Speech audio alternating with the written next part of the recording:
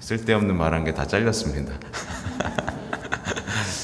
하여튼 혹시 여기 은총이가 와서 인사하는 분 계신가요? 아무도 없네요.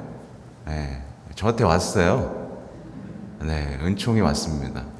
은총 받는 포인트가 있더라고요. 네, 저기 좀 가까이 가면 갑자기 친한 척하고 제 신발 위에서 뒹굴더라고요. 네, 아무튼 은총 받았습니다. 하여튼 오늘 이제 창세기의 말씀인데 대단히 중요한 말씀들이 계속 이어지고 있어요. 또 내일은 이제 원죄에 대한 얘기도 펼쳐지고, 오늘은 이제 남자와 여자의 역할, 왜 우리는 남자와 여자로 태어났는가에 대해서 아주 근본적인, 그러니까 신앙의 진리, 남자와 여자라는 그 진리를 만날 수 있는 말씀이에요. 오늘 이제 일독서 창세기의 말씀을 보면 이제 혼자 있는 것이 좋지 않으니 그에게 알맞은 협력자를 만들어 주겠다라고 이제 하나님께서 말씀하시죠. 그래서 남자와 여자는요, 협력자로 창조된 겁니다. 협력자로요. 그러니까 모든 인간은 자신이 피조물이라는, 하느님의 피조물이라는 사실을 먼저 받아들여야 되고, 그 다음 남자와 여자는 서로 협력하도록 창조되었다는 것을 인정해야 합니다. 여기서 벗어나는 순간 이제 삶이 무질서를 맞이하게 되는 거죠. 말하자면 자기가 우연히, 그러니까 어떤 사람은 내가 왜 여자로 태어나가지고 재수없어 막, 그죠? 마치 그런 사람 있어요. 마치 우연히 목적 없이 남자나 여자로 태어났다고 생각하는 사람이 있다면, 그러면 그는 인생에서 반드시 인생의 의미, 방향, 목적, 이런 것들을 서서히 상실하면서 번민에 빠지게 됩니다. 자괴감에 빠지게 되죠. 삶을 완성하는 기쁨이라는 걸 전혀 모르게 됩니다. 여성으로서의 삶, 남성으로서의 삶을 완성하도록 초대됐는데 이거를 다 상실해버리고 관계를 모두 상실해버립니다.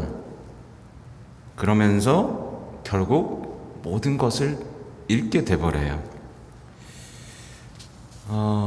우리는 보통 이런 질문을 하죠. 인생에 중요한 질문들이 있습니다. 인간이란 무엇인가? 인생의 의미와 목적은 무엇인가? 왜, 무엇 때문에 고통을 겪어야 하는가? 참 행복의 길은 어디 있는가? 죽음은 무엇이고 죽음 뒤의 심판과 보상은 도대체 무엇인가? 대부분 철학은 이 안에서 돌아갑니다. 여러분, 이 질문에 답을 찾으셨어요? 못 찾았어요? 안 되는데. 이미 계시됐습니다. 창세기를 통해서, 예수님을 통해서 다 계시된 겁니다. 근데 그러니까 하느님, 자기가 피조물이고 남자와 여자이고 십자가를 바라보면서 인생의 의미, 고통의 의미를 다 찾을 수 있는 건데, 많은 분들이 이미 계시된 확실한 이 답을 마치 모르는 것처럼 답답한 인생을 살아가고 있죠. 여기에 답하지 못하면 인생은 계속 답답합니다. 계속 꼬여가고요. 남성은요, 남성적인 것을 완성해 나가야 되고, 여성은 여성적인 것을 완성해 나가야 됩니다. 근데 이렇게 말하면 사람들이 뭐라 그래요? 구닥다리라고 하죠. 그러니까 남성적인 것, 여성적인 삶을 살아야 된다라고 말하면 구시대적인 발상이다 라고 얘기를 해버립니다. 그래서 서로에 대해서 이제 협력자로서의 모습을 되찾아야 되잖아요. 서로 협력자로서 아름다운 그 역할을 되찾아야 되는데, 그게 아니라 이제 서로를 경쟁자로 보고, 또 뭘로 보죠? 쾌락의 대상으로 보기도 하면서 이제 꼬여가기 시작합니다. 그러니까 서로를 이용하고 지배하면서 그냥 자신이 원하는 모습대로만 살고 싶어 하는, 그래서 그렇게 자신을 완성하고 싶어 하는 이 시대의 정신이죠. 그래서 남자와 여자는 서로 완전히 서로를 내어주는 관계거든요. 그러면서 일치되는 관계죠. 근데 상대방에게서 얻어내려고만 하는 삶이 펼쳐지고 있어요. 그러니까 서로를요, 협력자로 바라보지 못하고 자신의 역할에 대해서 충실하지 못한 사람들은 이제 자신의 힘으로 결코 벗어날 수 없는 이 원초적인 고독에 갇히게 됩니다. 예, 혼자 있는 것이 좋지 않아서 협력자를 만들어줬는데 그 서로의 대상을 협력자로 못 보니 고독 속에 갇히게 되는 거예요. 그래서 결혼한다고 해서 고독이 거치나요? 여러분 거쳤어요?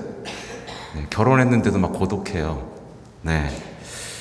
그러니까 서로 일치되는, 둘이 결혼해서 하나가 됐다고 하죠. 일치되는 사랑의 신비를 깨닫지 못한 채 소명을 잃어버리고 생명을 잃어버린, 그러니까 죄와 죽음을 낳는 삶을 살게 되는 겁니다. 그래서 오늘날의 이제 현대인들을 보면 소명은 별로 안 중요하죠. 자신의 꿈만 중요합니다. 그렇죠. 자신의 꿈을 완성하고 싶어 하죠. 그래서 생명을 죽이죠. 그렇죠? 내 꿈을 완성하기 위해서. 근데 소명이 보시면 소명을 완성하기 위해서 생명을 받아들이는 삶이 아닌 거잖아요. 반대되는 삶. 그래서 우리가 봐야 될 것은 가장 모범적인 모델이 있습니다. 바로 주님께서 우리에게 주신 어머니, 성모님인 거예요. 성모님을 보면요, 여성의 인격적인 존엄을 완성한 모범적인 삶이 무엇인지가 보입니다. 여성적인 삶을 완성한 거예요. 성모님이요. 그래서 보면 은총을 받았죠. 은총이 가득했죠. 그리고 거기에 대해서, 그 선물에 대해서 응답했죠. 그죠? 그래서 소명을 완벽하게 살아내신 겁니다. 고독 속에 사는 게 아니라 성령과의 일치, 자녀와의 일치, 하느님과의 일치라는 충만한 기쁨 속에 살으셨던 거죠. 받아들임으로 인해서. 생각해 보세요. 예, 주님의 종이오니라고 하는 순간 완전한 어떤 하나님과의 일치를 체험했잖아요. 고독이 아니라. 그러면서 영원한 생명, 영원한 빛, 영원한 구원을 낳는 그 창조 사업에 동참하게 되신 거잖아요. 이 성모님의 삶이 바로 여기 계신 여성분들의 존엄함, 아름다움, 소명을 되찾는 큰 빛입니다. 예, 이것을 벗어난 어떤 다른 여성적인 삶을 꿈꾼다면 우리는 뭔가 벗어나고 있는 거예요. 그래서 제가 하나님께서 세상을 창조하시면서 우리를 피조물을 창조하셨고 남자와 여자로 창조하셨다. 그래서 각각의 역할이 있는 거고 각각의 협력이 있는 겁니다. 이 역동을 깊이 묵상하면 묵상할수록 우리는 내가 왜 태어났을까? 나에게 주어진 것은 무엇일까를 더 깊이 생각할 수 있게 되죠. 예. 대부분 이제 인생이 흐려진 건 대부분 나는 창조주를 잊어버리고 남자와 여자로 창조하셨다는 것을 싹 잃어버린 채 내 꿈, 내 계획 이런 것들에만 사로잡혀 있을 때 모든 것이 뿌옇게 흐려지게 되는 겁니다. 하여튼 오늘 이제 복음을 보는데, 이제 복음을 보면 이제 이교도 부인이 예수님을 찾아가는데 예수님께서 먼저 자녀들을 배불리 먹어야 한다 하면서 자녀들의 빵을 집어 강아지들에게 던져주는 것은 옳지 않다 라고 말씀하십니다. 만약에 여러분이 예수님께 이런 말씀을 들었다면 여러분은 어떻게 하시겠어요? 대부분 어떻게 할 거냐면, 주님, 저 상처받았어요. 어떻게 저한테 이러실 수 있어요? 관둬요. 저 갈 거예요. 그죠? 이렇게 보통 반응하죠. 근데 이 이교도 부인은 주님과의 대화를 끈질기게 이어갑니다. 끈질기게 이어가요. 왜요? 그는 알아요. 이교도지만 압니다. 자신과 대화해 주시는 분이 누군지를 알아요. 그리고 자신의 위치를 압니다. 그분은 창조주시고 나는 피조물이라는 것을 아는 거예요. 근데 많은 신앙인들이 이렇게 주님과의 대화를 끈질기게, 이 관계를 알고, 그분은 창조주시고 나는 피조물이라는 이 관계를 알면서 대화를 끈질기게 이어가는 것이 아니라 엉뚱한 기도를 합니다. 예를 들면 이제 요구사항을 막 늘어놓고 기도를 요술지팡이처럼 여기는 거예요. 그래서 주문을 막 외웁니다. 주문을 막 외우다가 안 되잖아요. 그럼 요술지팡이를 던져버립니다. 그러니까 하느님과의 관계, 하느님과의 대화를 주술적인 것으로 만들어버린 다음에 그렇게 기복적인 신앙을 살다가 주문을 멈춰버리고 다른 요술지팡이를 찾는 거죠. 그래서 기도를 멈추고 나를 만족시켜줄 다른 뭔가를 하는 겁니다. 그러니까 기도를 통해서 모든 것을 통제하고 싶어하고, 기도를 통해서 자신이 바라는 것, 자신의 계획만 이루고 싶어 하는 거죠. 그래서 기도를 통해서, 기도를 잘하면요, 반드시 회심을 체험하게 됩니다.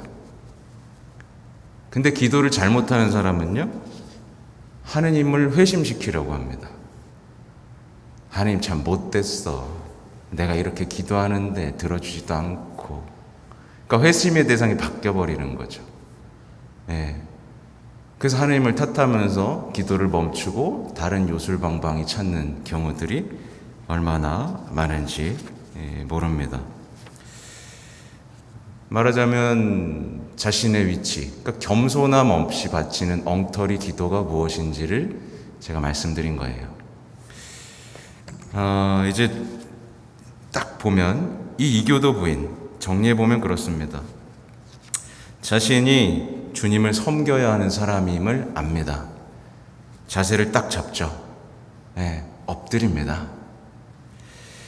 자신을 강아지라고까지 표현하면서 자신을 낮춥니다. 전 강아지입니다. 그리고 굴욕 속에서도 끈질기게 주님께 청합니다. 부스럭이라도 먹는 그 가난, 비참함을 용기 있게 받아들이는 거예요. 예수님은 그걸 알려주고 싶으셨던 거죠. 근데 오늘날의 신앙인들은 주님이 자신을 섬기기를 원합니다. 나는 이런 삶을 원하는데 저를 섬겨 주십시오. 그리고 그게 마땅하다고 생각하죠. 강아지가 아니라고 생각합니다. 자신을 하나님과 대등하게 높이는 거죠. 그래서 이 장개틀이 사라진 건 저는 대단한 실수라고 생각합니다. 하나님 앞에 무릎 꿇고 싶을 때 있죠. 특히 성체 앞에서. 근데 뻘쭘하게 서 있어야 되죠. 그죠? 그게 신에 대한, 예수님께 대한 마땅한 우리의 자세입니다. 근데 좀 그렇다고 해서 장개틀을 치워버린다는 것은 교회가 지금 대단히 실수하는 거겠죠. 아무튼 굴욕을 주지 말라고 자꾸만 얘기합니다. 그래서 고해소에서도 장개틀이 사라지는 경우들도 많죠. 앉아서 마주 보면서, 무슨 마주 보면서 죄를 고백해요. 그죠? 주님 앞에 꿇고 저는 죄인입니다라고 해야 되는데, 그러면서 아무튼 아까 말씀드린 대로 마주보고 굴욕 주지 말라고 하면서 주님이 회심해야 된다라는 것을 계속 얘기하는 겁니다. 고해서에서도요. 나는 잘못이 없는데 결국에는 그런 고백을 하고 있는 거죠. 예, 생각해보면 난 억울해요 하면서 내가 다투고 싸웠지만 사실 내 잘못은 없거든요. 부스러기 따위는 먹지 않겠다며 돌아서는 겁니다. 그러니까 우리는 이 이교인의 아름다운 기도, 끈질긴 기도, 얻어내는 기도를 통해서 과연 나는 어떻게 기도하고 있나 이것을 돌아봐야 되겠죠. 아무튼 창조, 여러 가지를 묵상하게 하죠. 창조와 역할, 소명, 그리고 나의 기도에 대해서 생각해 보는 밤이 되시면 좋겠습니다. 아멘.